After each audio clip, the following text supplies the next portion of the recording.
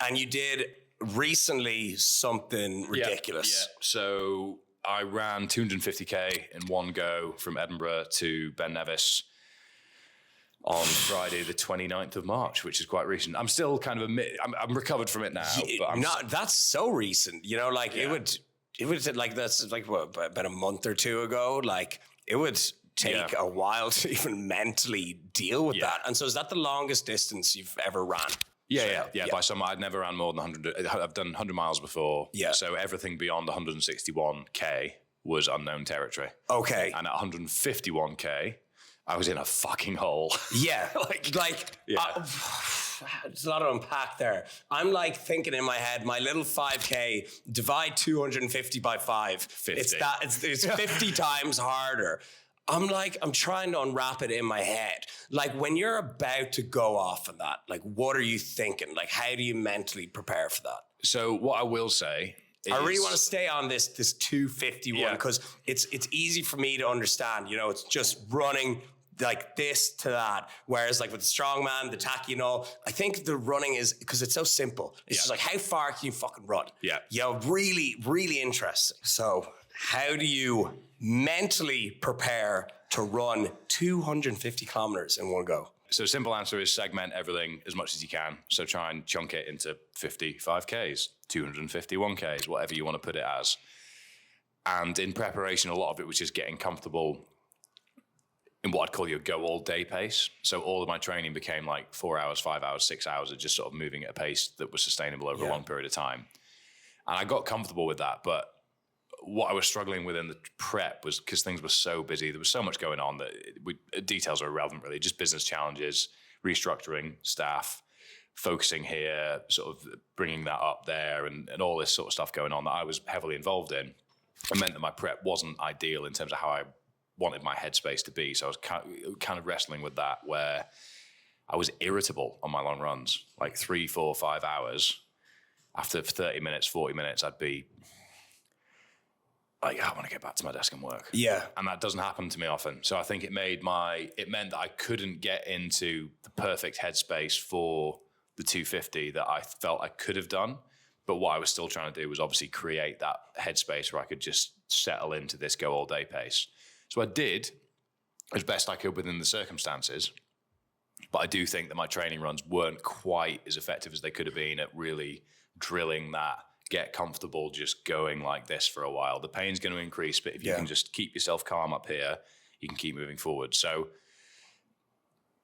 segmentation-wise, there were kind of 3 key sections to it. Well, two key sections to it, really, but 3 that I had in my head. So the first one was the Union Canal, which was from Edinburgh to Glasgow.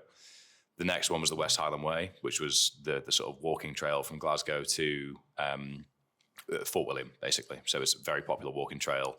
But there's sort of 2 sections to that as well, where the first half's a little bit more pedestrian and then the terrain takes a change. So in my head, the mistake I made was I kind of written off the canal because I've done that many, many times before.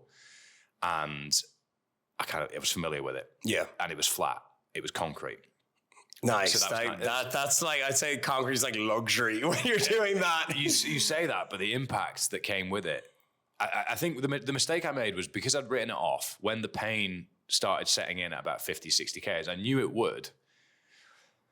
I think it caught me off guard a little bit because I'd kind of just not really done much mental preparation for the canal. All my mental preparation was from the beginning of the West Highland Way onwards. So I got a bit complacent, to be honest. So when the pain set in at about 60, 70 K, and I started to feel a bit beaten up, that section was 85K, to be clear. Yeah. I was just getting pissed off with how much my feet were hurting, how much my hips were hurting because of the concrete, but I knew that the trail was coming. So all of the strategy I had in my head, the mental preparation I'd done in terms of break it down like this, section to section, because we had stop-off points on the canal. They were normally about 10K apart. So it was 10K at a time. Yeah. 10K. Okay. 10K. That's probably the way, like, especially for my ADHD brain, that's probably the way I would like to divide if you think I'm 6K out of 250, you'll be fucked because it's too overwhelming. And whenever I found myself in a hole, it's because I was thinking, holy shit, I'm in a hole and I've got 90K to go. You're fucked, mate. Yeah. Like, there's no way. But then if it was okay, you've got 4K to go. to get to the next park bench that you know is going to have some food at it. Yeah. You can sit with the boys, you can complain, you can chuck your poles at a wall, you can make some silly jokes, whatever it needs to be. That's much easier. 4K I can do. And then you can reassess there. And so it's just this constant reevaluation process. Like with anything, if you're thinking, right, I'm gonna build a 7-figure business, you don't get there tomorrow. You think, right, what do I need to do? Okay, I'll buy a domain name. Okay, what do I need to do? Okay, I need to create an account for it. Okay, I need to look at what sort of business model I'll work at. The stages and phases in the same process. The same with food. If you're going to change your diet and you're going from completely ad hoc spraying and just making it up as you go along to, right, I'm going to be a restricted calorie carnivore dieter, then you're probably going to find it difficult to get into that rhythm as you go. It's bit by bit, stage by stage, and the cliche of bite-sized chunks. Yeah, no, so I'm like, do 25K, and it's like, come on, man, just do 10 more times. Yeah.